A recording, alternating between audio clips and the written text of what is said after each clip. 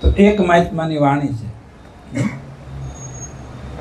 જગ કે જાતનો કોળી બાવો બેઠો છે નિરંતર ખોળી. એક ગામની માલપા કોળીનો દીકરો અને હાથી રહી 50 રૂપિયા માખું વર અને કામ કરીને સાધુનું મંડળ આવેલું અને અબોલો ઓછું બોલે, જરૂર વિના ન બોલે અને સેવાભાવિક હતો. પછી એમ જો કે આખી જિંદગી મા બાપ તો ગુજરી ગયેલા, કોઈ સંતોની સેવા કરું અને સંતોનું મંડળ ત્યારે તો બહુ આવતા. પછી સંઘ આવેલો અને સંતોની સેવા કરી, સંતોને પણ ગોઠવું ગમ્યું. પછી કીધું ઘાલ તો તારા મારે હારે આવું તો કે હા બાપુ હું નવરો છું, અહીં મારે બળ કરવું કરતા ત્યાં તમારે સારું સલમ પાણી મળે, બધું મળે જ, સંતો હારે બધું મળે. ગયા, ખૂબ સેવા કરી અને મહાપુરુષોએ કોઈ કૃપા કરી ઉપદેશ દીધો અને ઉપદેશ દીધો અને એકાગ્ર રીતે ભગવાનની ભક્તિ કરી 12 વર્ષે પરિપક્વ જ્ઞાન થઈ ગયું.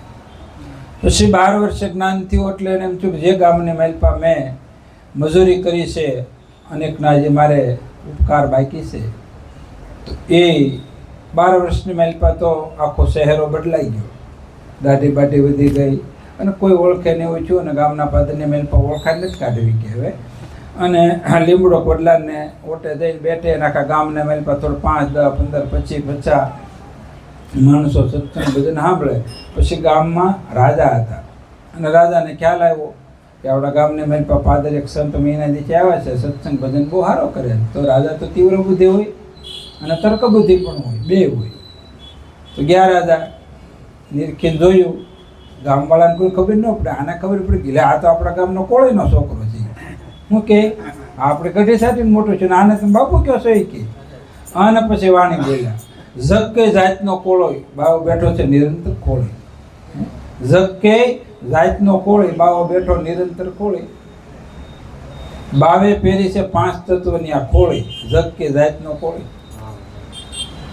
પછી કે ઓહંગ જેવડા જાત અમારી રામ ભજનમાં રોળી, સોહમ સચિદાનંદ સ્વામી જેના હાથમાં છે મુક્તિની જોડી. રાજા ઢીલો પડવા માંડ્યો, કારણ કે રાજા તો ઘોડીમાં જ બેઠો તો હેઠો ઉતરી ગયો. પછી કે એક દૂધ કા દહીં જમાવ્યા શિવ શક્તિની કરી ગોળે, એક બુંદના વર્ણ ઢારા વાતને લો હલોવી રાધાને. કે એક બુંદમાંથી બધા વર્ણ ક્યાં, ક્ષત્રિય, બ્રાહ્મણ ને કોળી, મુસલમાન ને કુંભાર ને પટેલ ને એકમાંથી ને ત્યાં બધા. એક થકી અનેક ઉપન્યા પશુ પક્ષીને સર્વ પ્રાણીને અગમપંથ નિર્વાણી.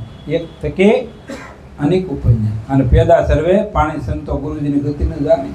ગુણપતિ દાદાએ બાગ રચાયો ભાત ભાતને ફૂલવાડી, કોક ફૂલની રહી ગઈ વાસનાઓ જગતમાં. આપણે તો કરમાઈ જવાના, આ તો મહાપુરુષોની વાત છે. તો એક દૂધ કા દહીં જમાવ્યા શિવ શક્તિની કરી ગોળી, એક બુંદના વર્ણ ધારા વાતને લ્યો વલોવી.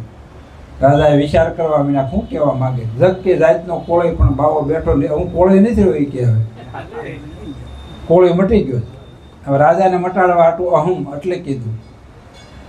રામદાસ સરને ભાદરદાસ દયા ધર્મની કોળી કહી કે ઝરમર ઝરમર મેહુલા વર્ષે તારી જાતને લે દબોળી હેઠો. અને લાકડી પડે એમ રાજા પડી ગયો.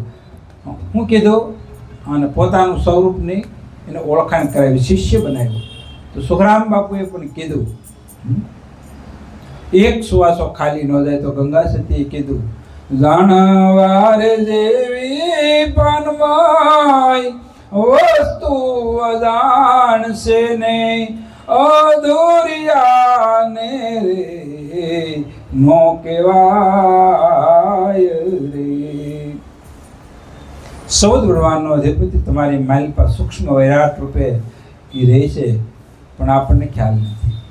આને જાણવું છે. આપણે જગતની માલપા બહુ જાણ્યું, આપણે આપણને નથી જાણતા. તો ગંગા સતી આપણને બધાને શાન કરી. કોઈ જાણ્યા જેવી કંઈક આમાં વસ્તુ છે તો એવી કઈ વસ્તુ ખરી? તો ગંગા સતી બીજા પદની માલપા કીધું, વસ્તુ વસનમાં સે પરિપૂર્ણ નહીં, વસન સે ભક્તિનું એ જ અંગ રે. ગુરુના વસનની માલપા નવધા ભક્તિ છે. પણ ક્યારે નવધા ભક્તિ એટલે રહેવા દેજો. નવધા ભક્તિમાં નિર્મળ રહેવું પાનબાઈ, નવધા ભક્તિમાં નિર્મળ રહેવું અને રાખો એક સદગુરુ વચન વિશ્વાસ. નવધા ભક્તિ કોને કીધું? તો કે ભગવાન નામે. પ્રથમ ભક્તિ સંતન કર સંગા, દૂસરી રથી કથા પ્રસંગા. ત્રીસરી સદગુરુ પાય ઉપાસના, અને ચોથી કે કપટ રહિત મારા ગુણ ગાવા, પંચમ જાપમાં દ્રઢ વિશ્વાસા, છઠ્ઠી ઇન્દ્રિયોનું દમન, અને સાતમી તો કે જેથા લાભ સદા સંતો, આઠમી મારા કરતા સંતોને મોટા, અને નવમી ભક્તિ કેવું કે બધું મને સમર્પણ કરી દીધું. તો આ નવધા ભક્તિ એક ગુરુના વચનની મારી પાસે સુખરામ બાપુએ બહુ નથી. સુખરામ બાપુએ ગરીબદાસ બાપુને કીધું કે આ મણો ભજન કરવા, અને એ કેવું થઈ ગયું તો કે મોટા બાપુનું સ્વરૂપ બ્રહ્મરૂપ થઈ ગયું. એટલે કીધું કે ગરીબદાસ બ્રહ્મસાગરમાં દામજીરામ મળી જાય તો સદગુરુ બ્રહ્મના સાગર છે કેવા છે. એટલે દામજીરામ બાપુએ અમૃતવાણીની માલપા પત્ર દ્વારા લખેલું, મારે માટે ગરીબદાસ બાપુ રામ છે, કૃષ્ણ છે, શિવ છે, અને કેવા સચ્ચિદાનંદ છે, મારો ઉદ્ધાર કરવા હાટું પ્રગટ થયા. આવો જ્યારે શિષ્યનો ભાવ થાય ત્યારે સદગુરુ શિષ્ય મળી જાય. આ ભાવ આપણને પ્રગટ હોવો જોઈએ. અને સદગુરુનો હૃદયની માલપા ખાલી નામ રહી તો હૃદય આપણું પુલકિત થાય, આંખોની માલપા જળજળી આવી જાય ગુરુનું નામ. અને તો દામજીરામ બાપુ, વાલારામ બાપુ એટલી મર્યાદા રાખતા, મોટા બાપુ કહેતા, ગરીબદાસ બાપુ નામ ન લેતા. જેમ પતિવ્રતા નારી હોય નામ ન લે, એમ ગુરુની મર્યાદા.